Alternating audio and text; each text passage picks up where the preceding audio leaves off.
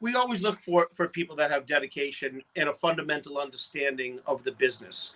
That certainly helps us with our training regimen. A great understanding of fair housing law, that is paramount in this business. Fairness, equitable solutions for tenants.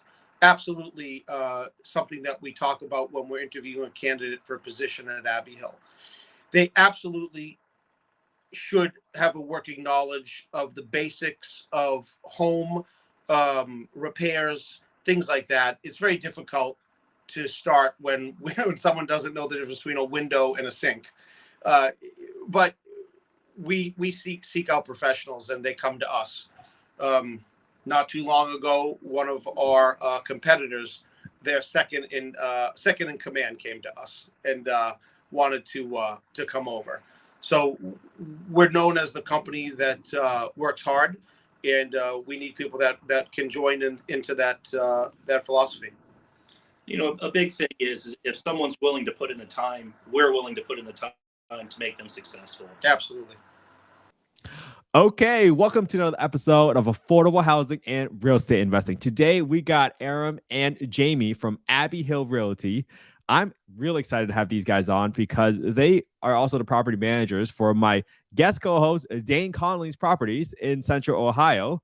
And we've been fortunate to get these guys on so that they can share some stories from their journey and ultimately teach our listeners, hey, what does it actually mean to run a property management company? And what does it take to actually scale to the level that they have scaled to today? So without further ado, Jamie, Aram, welcome to the show, guys. And let's just start by just telling us a little bit about yourself and how do you guys get started in real estate and property management, man? Well, fantastic. Thank you. My name is Aram Gosdanian. I'm the owner and one of the brokers at Abbeyhill Realty Management here in Columbus, Ohio. We're one of the leading property management companies in the community, and we service the entire state with a focus on Central Ohio. And sitting next to me is Jaime Mosley. And hey, thanks for having us. As Aram said, my name is Jaime Mosley. I am one of the brokers for Abbeyhill. And I've been in property management for about 15 years now, and we're excited to talk with you guys. Man, how did you guys even get into property management? Was there a good story, or you guys were like, man, I love this stuff? Tell us a little bit about the background there. I started the company in 1987 in Boston, Massachusetts, and I brought it to Ohio in 1992. Wow. My first introduction into property management was really as a small child. My father was a landlord in the Boston area, small time guy, supplemental income. He had maybe 50, 60 units. Nothing I was real interested in my youth. But then in 1984, when I began high school, I had a high school teacher who was a weekend landlord. Back then, teachers didn't make a whole lot of money. And this particular teacher had asked me if I wanted to help him mow lawns, do landscaping, cleaning his units. I think he had 4, maybe 6 units. And that was my entree into property management. I did it for him for the 4 years of high school, and then started my company when I graduated in '87.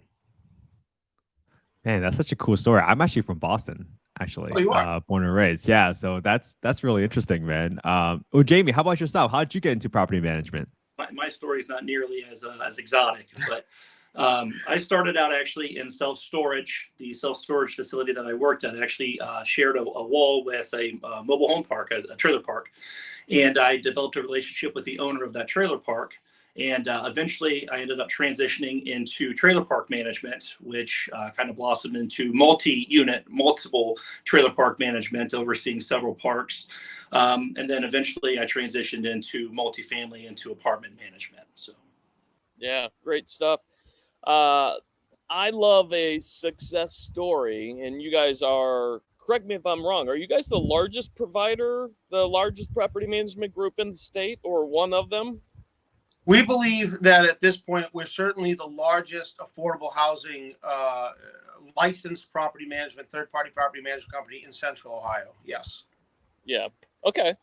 And then, so tell me how you got from A to Z. Take as much time as you need, but, tell us, it was 1987-ish when you started. Tell us, the growing pains, how that started, any obstacles that you overcame when you brought people on, how you decided to grow, when you decided to grow, and then end it with what things look like now. What does Abbey Hill look like now? How many units do you have? How many team members or employees do you have? And why are you keeping Jamie on full time? No, just kidding. I love you guys to death. I'm teasing, Jamie. Sure. So in 1987, when I graduated high school, my best friend and I had saved up a little bit of money through the 4 years of high school, managing and busboying and doing whatever it took as a high school kid would do. And we bought our first double in Boston in 1987. At that time, the city of Boston and the federal government had announced one of the largest public works projects to ever take place, called the Big Dig, where they were going to take Route 95 and put it underneath the city. It used to go up on an elevated highway, and they were going to bury it underneath. And one of the homes that we purchased was right in the path of that construction. So we lost the house to the city. However, they paid us nicely for it, and we started buying more, partnering up. I went to college that soon thereafter, graduated. I self-funded myself by renting apartments, working on flipping houses. And in 92, when I graduated, I had moved to Columbus. Abbeyhill Realty and Management wasn't born then, but Abbeyhill Management was, which was the ownership arm of the business. When I came to Columbus, I did what everyone else does. I started buying, did what I knew, and we were doing very well. We owned a lot of units, particularly on the west side of Columbus. And other competitive landlords in the neighborhood would come and, say hello, and we'd have introductions. And they would say, "How are you so young and doing so well when I have more experience and we're not doing very well?"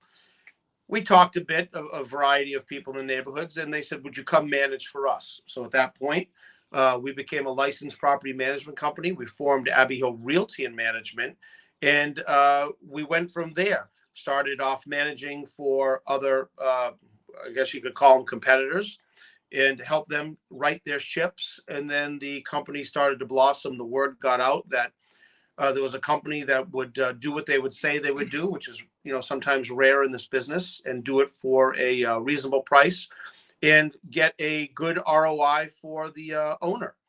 And Abbeyhill blossomed, and it continued to grow throughout the years to where we are today. Today, we don't love to disclose the unit count, but we have north of 1,500 units spread over maybe 100 or so locations, full staff, brokers, licensed leasing agents, showing coordinators, full complement of maintenance and make-ready personnel, groundskeeping, house cleaners, the whole gambit. We're a one-stop shop. And with a 100% focus on property management. Although we're a licensed real estate brokerage, that's what the law requires here, we do no sales or purchasing. So everyone is dedicated around the clock to managing affordable housing. Wow, I absolutely love that, because you guys are dedicated towards property management. You're really focusing and doing what you do best. Maybe I'll take this question a little bit differently. How did you guys scale? I mean, 1,500 units, north of that is no joke. That's an immense amount of work. It seems like you guys need a lot of structure and systems and processes in place. Take us through that little piece of, how did you guys start building out your team? Was it just continuing to work on sales, get as many units as possible? Was it building up a maintenance team so you can service all of these units? Just curious, so we can educate the listeners. Hey, if they were trying to look for a property management company, what questions should they ask to know that, hey, these guys are actually thinking about it in the right way? Because I think all investors in the world want to grow, and they definitely want to work with a management company that can either enable their growth or scale with them. It's not easy to scale a property management company. Clients come and they go. I always say that every client we have will probably not be our client one day for a variety of reasons. They sell, they refocus their investment strategies. Unfortunately, sometimes there are divorces that take place, that force sales of properties, things like that. But I would say that the way really to scale, you have to find the right people. The key to a successful management company is talent and dedication. And I think that's something that we excel in. The staff that we've been able to put together are talented, dedicated, hardworking. They understand that management doesn't end. Even though our offices close at some point during the day, our jobs never stop. Just last night, I was taking phone calls at around 2 a.m. For situations because we deal with people's homes and homes never close. So finding that right staff is key. For a management company here in Central Ohio, a lot of our staff is required to be licensed meaning a licensed real estate agent. And in the last few years, with home sales being so brisk and interest rates being so low, it's been difficult because everyone wants to sell a home and they don't want to deal with the day in, day out, round the clock work that property management takes. That's changed now. And now a lot of real estate agents that can't sell homes anymore have been calling us for jobs to refocus because they have their license. And not every position in a Central Ohio management company requires a license, but a lot of it does. And finding the right people, finding the right staff, that will certainly get you on the road to scaling a management company or any business.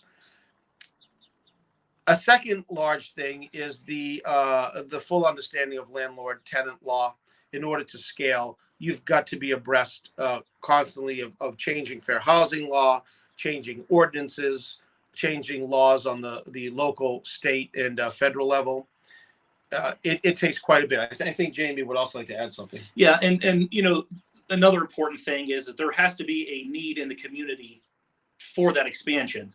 If there's just not a unit count available, or the community is just bombarded with management companies, you're not going to be able to scale. It's as simple as that. So there has to be a growth market that is going to allow for that expansion. For sure. I'm really interested. Is there an interview question that you guys always ask like prospective candidates that helps you filter for those character traits that you were talking about, Aram and Jamie? I'm really interested in what are you guys looking for when you guys hire folks? Because that's, like you said, the most important part about scaling a business is the people. It is.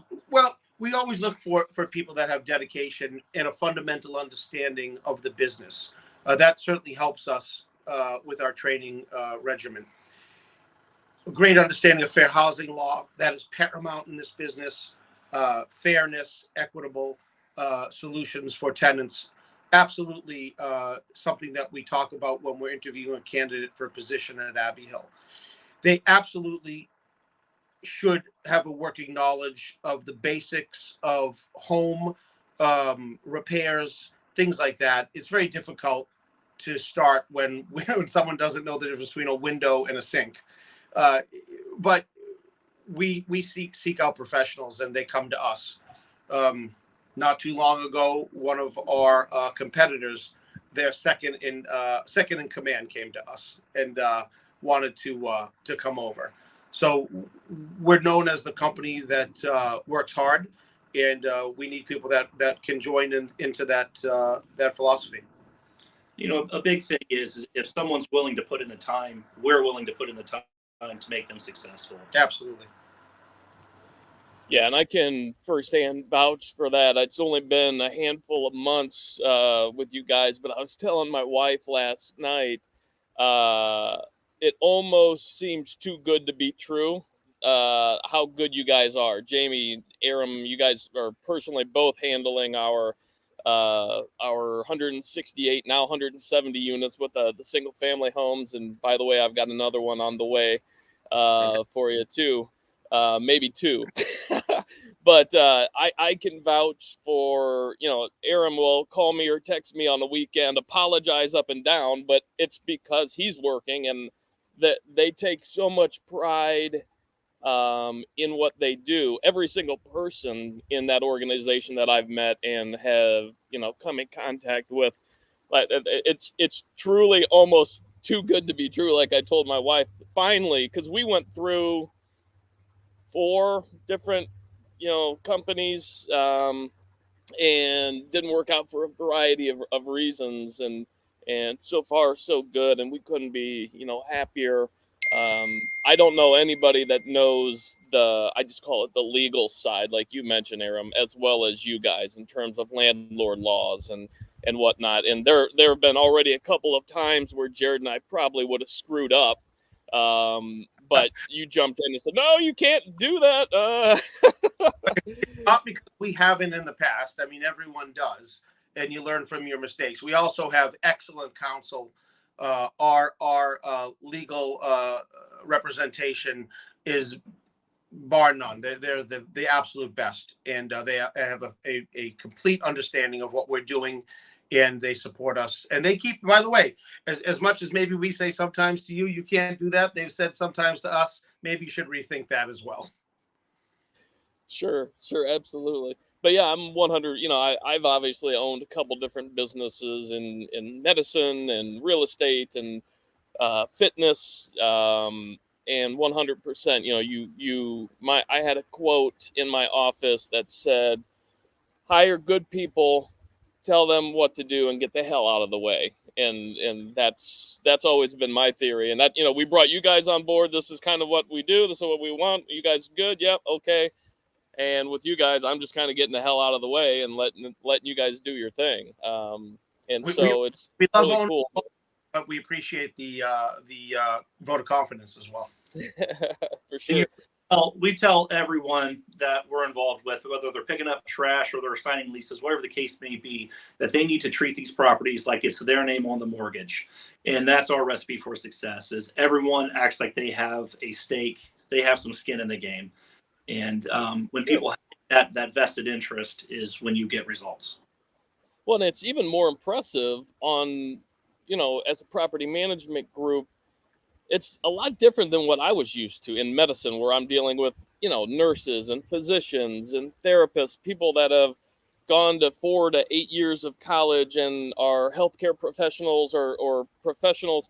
It's hard to find at times good people that get that truly understand pride of craftsmanship, pride in their work. And it's really cool to see you guys knocking it out for sure. Tell us a little bit about the screening process that you guys do for tenants, and any tips that you may have for owners like myself and my brother that own real estate, with their screening, other than hire you guys to do the screening and the placing and the upkeep of their properties. But maybe give us a little peek into how you guys do the screenings and any little tips that you may have for owners across the board. Yeah, screening is the foundation of everything. Too many landlords see a pocket full of cash and say, "Oh, I'm going to take that person," and that's such a mistake. That's the biggest mistake that I say people probably make. They get tempted by that mighty dollar, and it ends up costing them thousands in the long run. Our screening process is pretty thorough. We look at the rental history. We look at their criminal history. We do verification of income. We make sure that there's no money owed to any previous landlords, to any utility companies. We do look at a credit score. We do a credit report, but we don't base it solely off of a credit score, because that is such a slippery slope, one that if you go down that rabbit hole, you're never coming out. So we take all of that and we kind of, put it together, and, we have a very strict set of criteria that we base off of, and it is what it is. And that mixture, and nothing's perfect. There's no, magic pill that you take and hey, everything is perfect. But we've found that the mixture that we use, a sprinkle of this, a dash of that, gives us the best results right now that we can hope for in the, in what we're dealing with. Yeah, and I think I want to make sure I get really specific with a question. So you talked about rental history, you talked about verification of income. Have you guys been burned before, and that's why you have this criteria? Are you looking at, hey, how long have they stayed at prior rentals for rental history? Are you looking for 3x income? I want to make sure we provide tangible nuggets that our listeners can implement in their screening process today.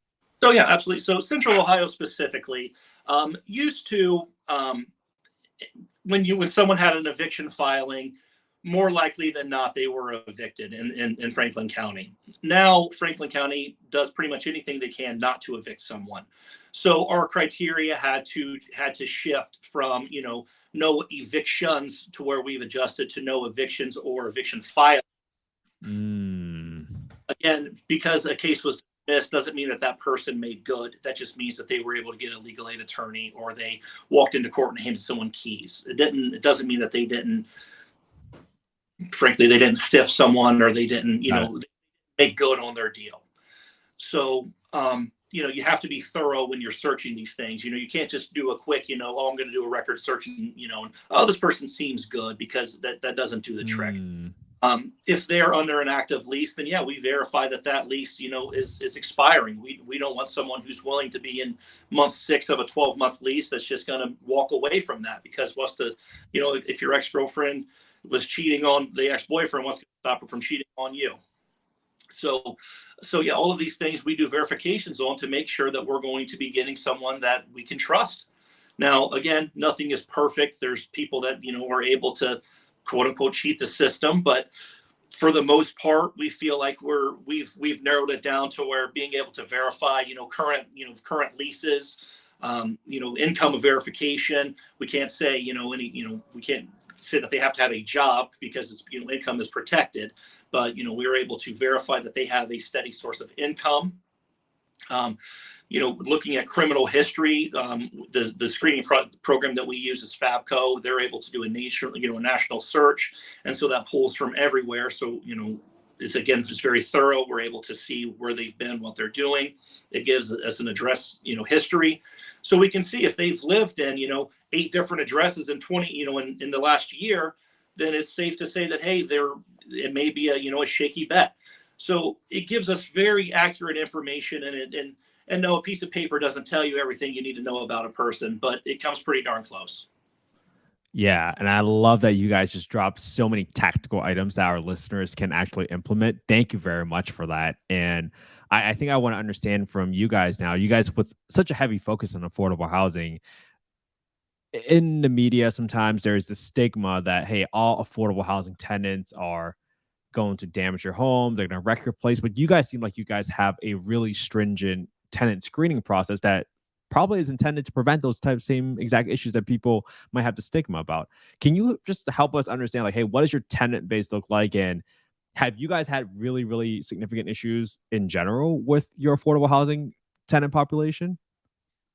I wouldn't call our issues significant. We've had issues, of course, but I think that there's good in everyone. We see everyone that walks through our doors, and if you come to our offices, right on the very front door, the appliques on the front door say everybody is welcome to apply here, and we really mean that. We fair housing. We believe it's a cornerstone to the business, and you can come in, you can review all of the criteria, which is published, and you can make a decision whether you feel as though you fit that or not.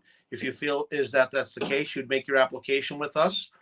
And we've encountered a tremendous amount of nice people in this business. Of course, there are bad apples. Of course, no screening process in the world will show us a person who rents an apartment, makes their application, and then never moves in, but their bad friend does. We would recognize that very quickly from the day-to-day interactions on the properties, but that's happened in the past. But on a whole, we have nice people, and nice people tend to come to us, and we stay in touch with them. We don't just rent them, give them their keys, and never see them again.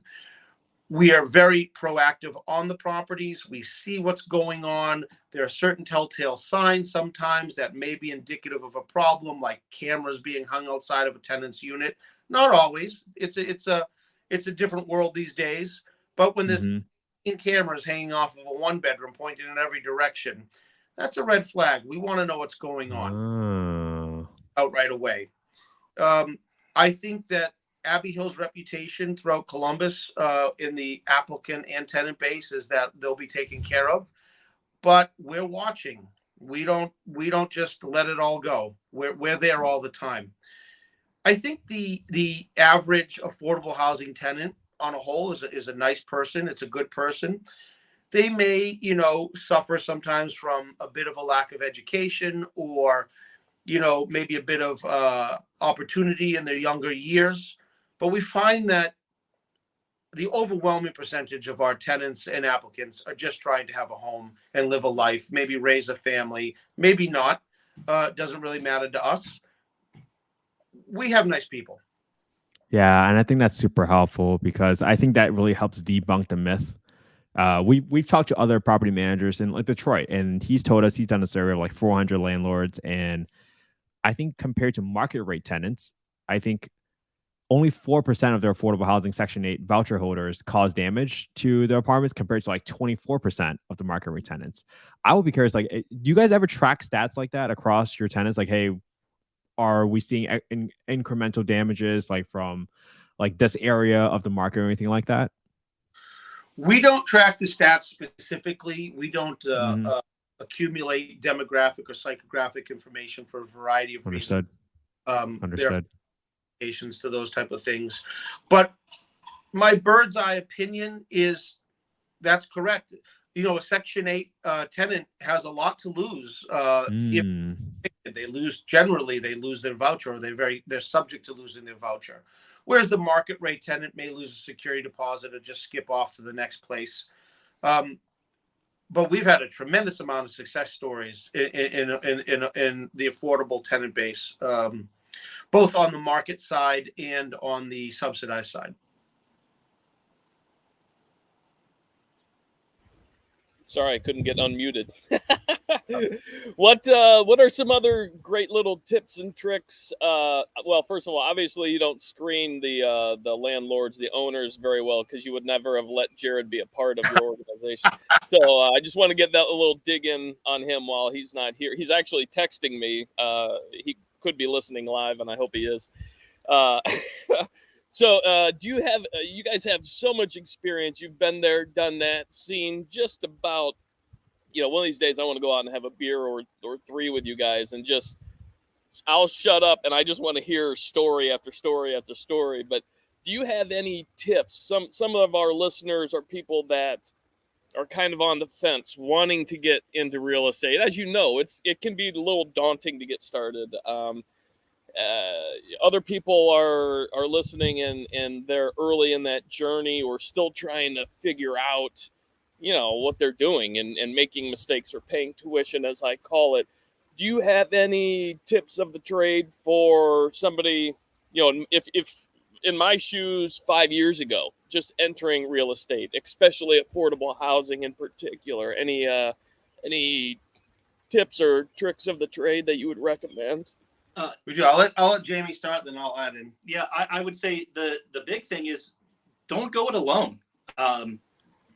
Hey, call us. We'll be more than happy to help you.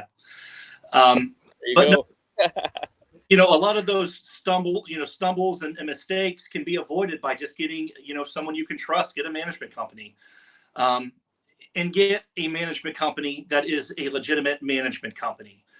Don't get someone who just does this on the side. Get someone who focuses on management. A real estate agent who sells houses, but also, hey, he likes to have beer money, so he manages 5 houses. That's not necessarily going to be your best bet. Get someone who eats, sleeps, and breathes this, because that's what we do. That's a big thing. Another thing is you have to make sure that you're properly capitalized. That's a huge mistake that we see people make is they come in expecting, I spent every last dollar I have on this place. Now let's go. Well, okay, except for you need roofs. Hey, it's missing the floor. Hey, where's the bathroom? Oh, there isn't a bathroom. So what are we going to do? Well, you can't have somebody live there without a bathroom. So you got to have some money to actually make this place what it needs to be. You can't rely on rents to create a reserve fund. You have to come in with some money to do some work if it's needed. Another big thing is a huge mistake that we see people make is don't grow too fast. You have to slow and steady is going to win the race. What Mm. is that you're going to get so much overhead, and then it's going to collapse on top of you, and it's going to crush you. This is not a sprint. It is a marathon. So nice and slow, take it easy, slow and steady. Pick the right buildings. Yeah. Due diligence on the front end. Just because a broker says it's the greatest thing ever, probably is. You got to get out there and you've got to put in the time. We'll be right alongside with you.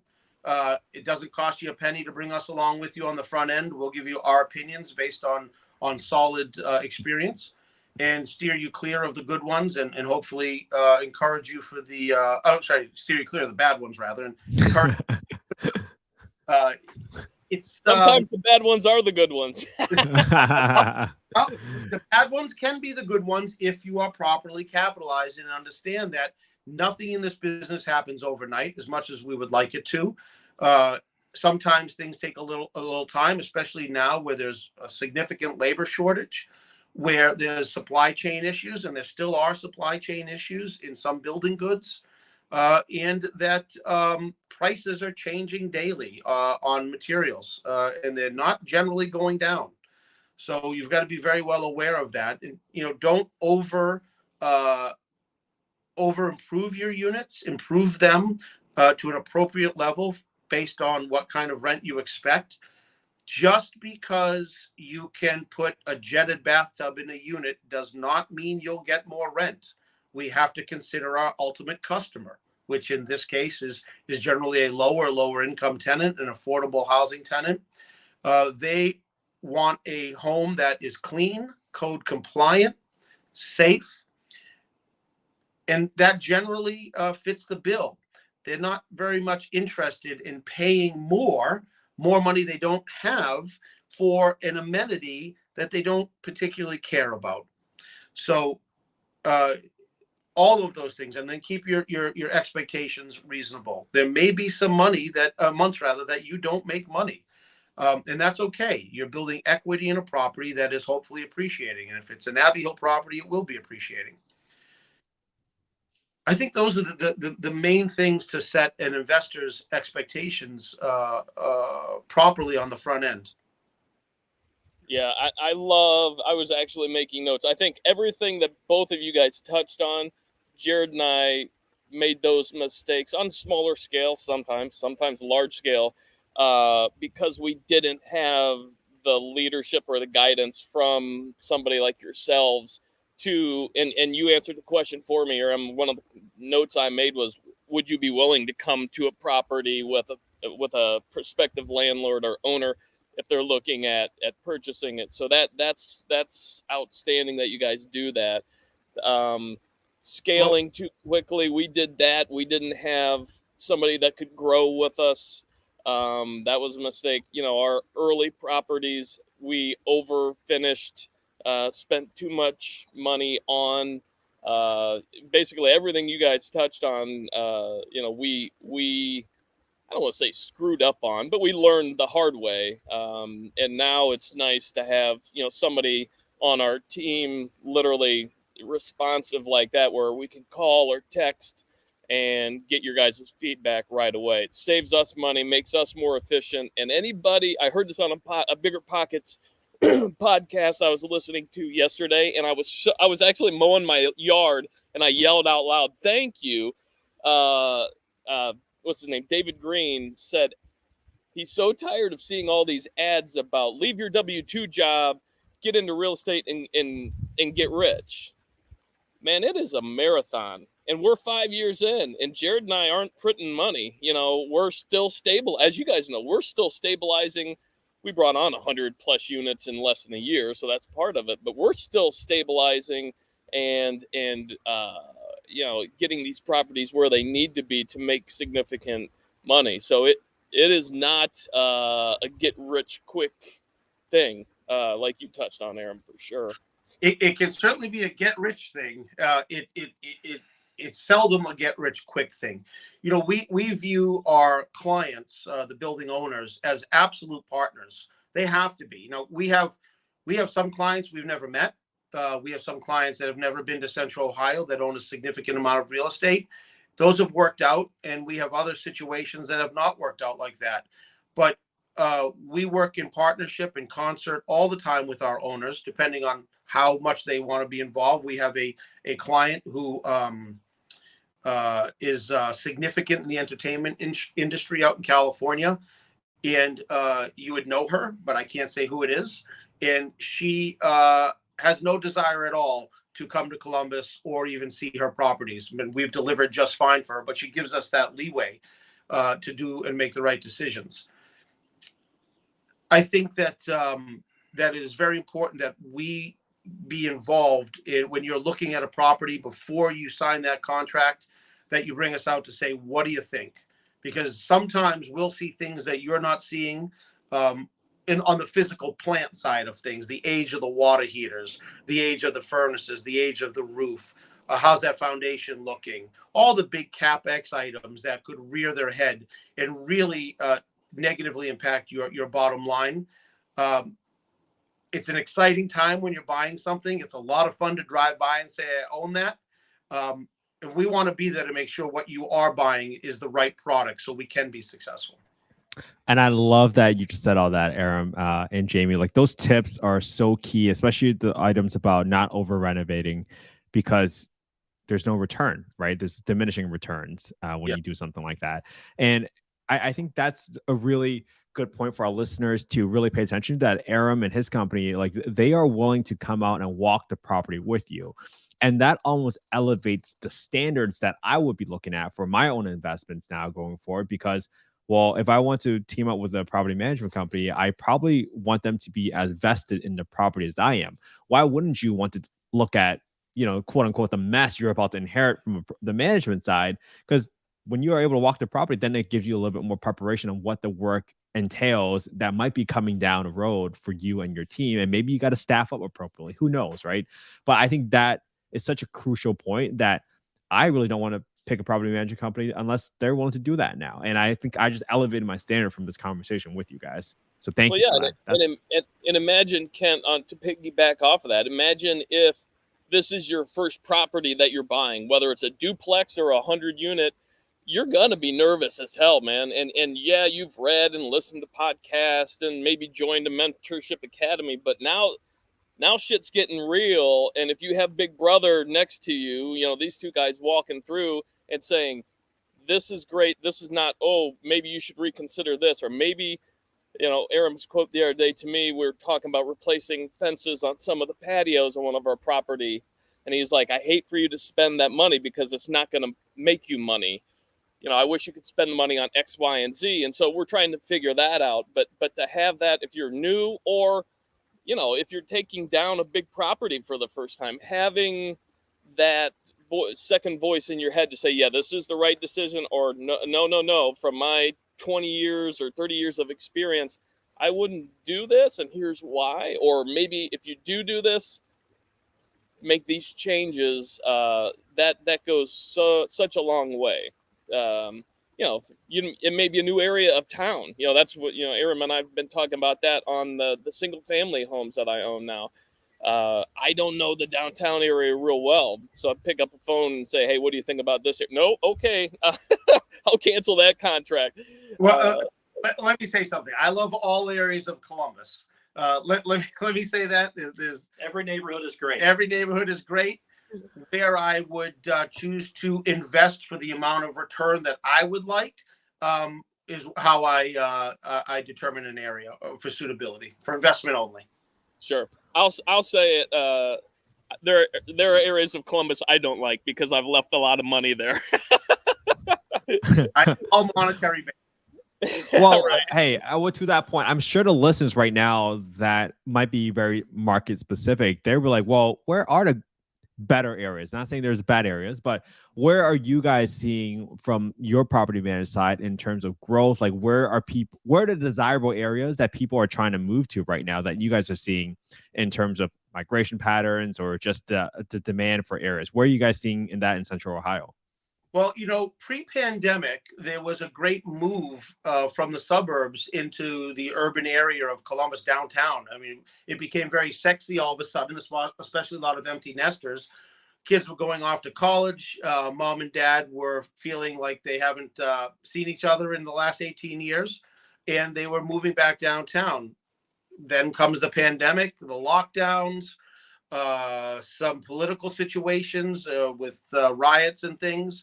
And there was a pretty fair flight back out of the city and into the suburbs. I think that if you look at Columbus, there's a lot of building going on downtown. Mm-hmm. There's a lot of development happening, but I don't see a lot of people still.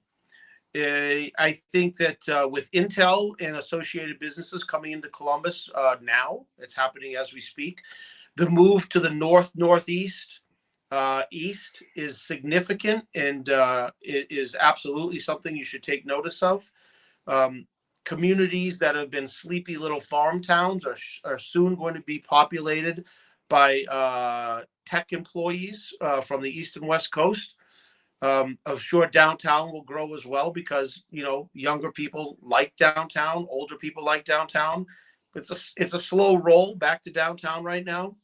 So, although I do like all areas of Columbus and I like the affordable areas of Columbus, the northeast, and east of Columbus certainly is on track for explosive growth. Wow, those are some exact directions, man. Northeast. That's like really exact. I love that. But it's where Intel built, and it's where probably the majority of their labor will reside. Got it. And that makes a lot of sense. Just following those fundamentals of real estate, right? It's location, but it's also driven by population growth and job growth. I love that you're pointing that out with the substantiation from the employers. That's amazing for our listeners to kind of pay attention to.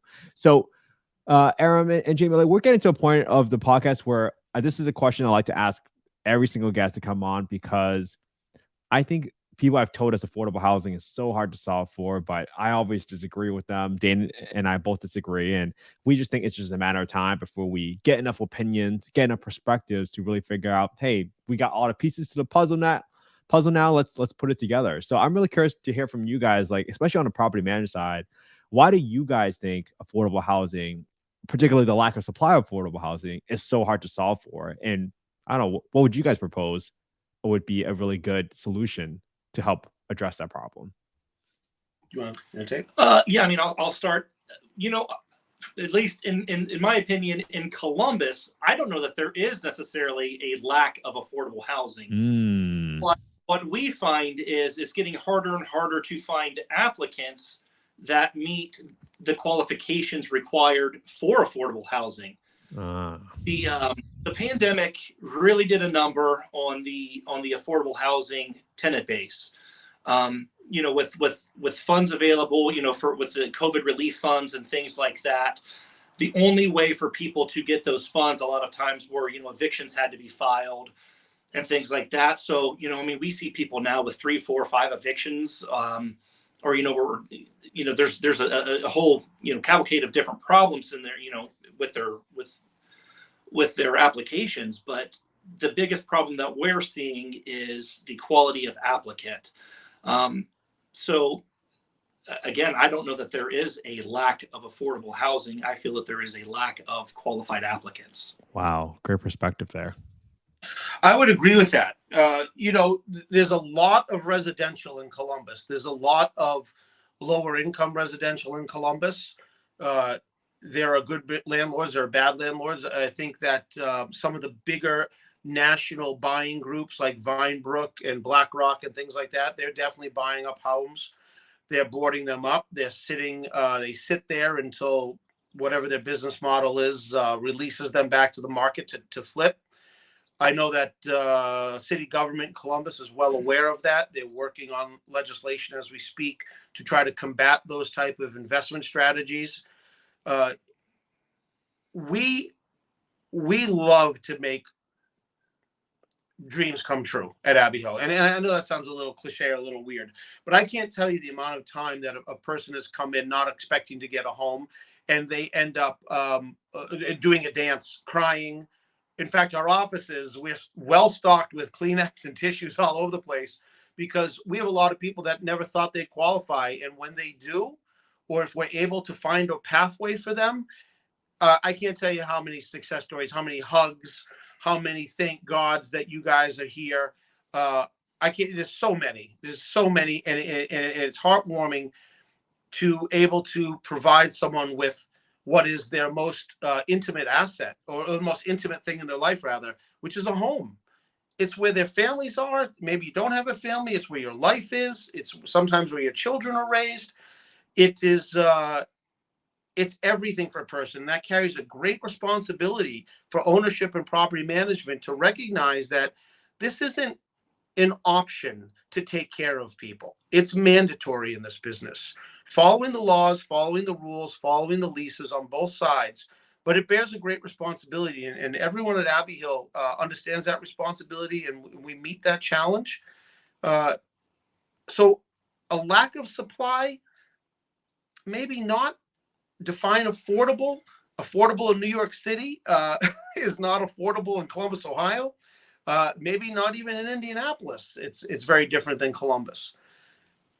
We do our best to get people into homes and to make it affordable for them, and to make sure that our investors see the ROI that they need. And to go just one step further, I guess, yeah, maybe there is a shortage of 4-bedroom apartments, or maybe, all the market for 3-bedroom townhouses is slim. Or studios in Columbus. Yeah, or hardly any. Yeah. So, yeah, maybe there are segments of the market that there is, no supply in, but I think overall, I think it's still a very viable market. Well, and that's, you guys kind of hit on it. What is it? What's the quote? Clothes, food, and shelter. Those are the 3 things that everybody needs. And it's a massive thing. And that's a massive responsibility that you guys have, that I have, that Kent has, with as owners, landlords, as property managers. It is a big thing. You don't realize it. You guys probably don't realize it, but it's probably a good thing every once in a while to sit on your back patio like I am right now, have a drink, and pat yourself on the back from time to time and say, hey, I may not be a brain surgeon, I may not be a physician like my brother, but damn it, we're providing something really nice for people that's affecting their lives and hopefully future generations' lives too. And so I don't know if you guys know Kent's story, but Kent grew up in affordable housing. And he always ends, I'm stepping on his toes right here. You can reiterate it, Kent, but at the end of every podcast, he always says, thank you to whoever the host is, because you want to say it, Kent? Yeah, seriously, guys, thank you for what you guys do. Because, I'm from Boston, Aram. Like, without people like guys like you guys, I would have never had the home I grew up in and became the person that I am today. So seriously, thank you so much for what you guys do. I know that sometimes these professions and careers and investments, sometimes they go largely unnoticed. Sometimes people always focus on the negative, but I never forget, or would forget, why I am where I am today. And that starts with having a stable roof over my head when I grew up. So, well, we appreciate it. Thank you. It's that's exactly why we do it. That is one of the biggest reasons we do it. Well, and then you have to be happy. Yeah, and then on our side, it just dawned on me also, Ken, I'm always thinking of other people, but thank you for what you do for people like myself and Jared and the other landlords or owners, whatever you want to call us, dipshits, that you have to deal with on a daily basis, because it's so nice at times to be able to breathe and say, because it's been a rough 4 years for Jared and I. It's been no easy. This is my 5th business I've started. And the first couple of years, man, they were brutal, almost as bad as some of the others, and now to know that you guys are there on the properties, you're taking care of things. If you need a feedback, you call me. But, a lot of times I know the answer already. You guys have the answer and you just want that approval type of deal. So thank you for making, our lives a little bit easier and profitable too, because, we've put a hell of a lot of our own money into this as a long-term play. And that's always a little nerve wracking when you see the P&Ls that are in red instead of in black, when that's your retirement or your kid's tuition or whatnot. That's, Jared's bourbon money, drinking money, is all he had to cough up. So, but yeah, thanks guys. And it's been an awesome, 2 or 3, 4 months that we've been working together. And, we're not, as you know, I'm probably taking down 2 more properties, and we're constantly looking. We're looking at another 90 units. So we're looking forward to growing with you guys over the next couple of decades for sure. Well, thank you very much. We are as well. We enjoy the relationship. We appreciate the business. And as a side note, there are some deals that I want to talk to you about that I just heard of today that are not on the market yet. That's another thing. Property manager, the things that are in the pocket come to us first. I know way ahead of time what's going to happen. There's a lot of whispering in our ears. And so come to us. Let's talk about it. Yeah.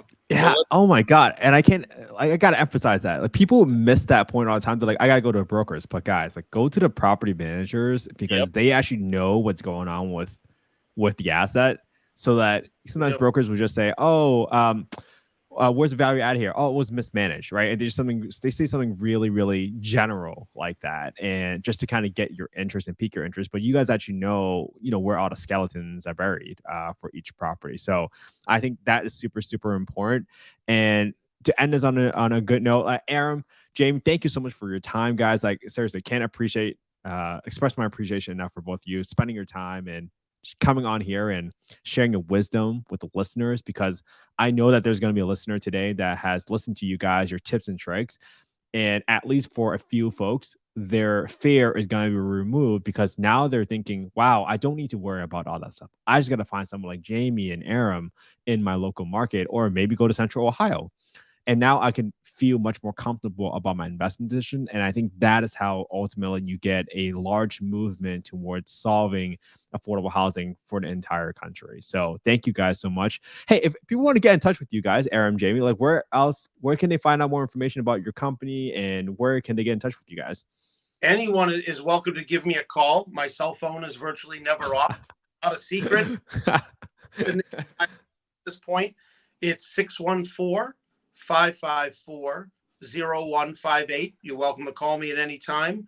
You could also reach out via email, Aram, ARAM, at Abbeyhill. It's ABBEYHILL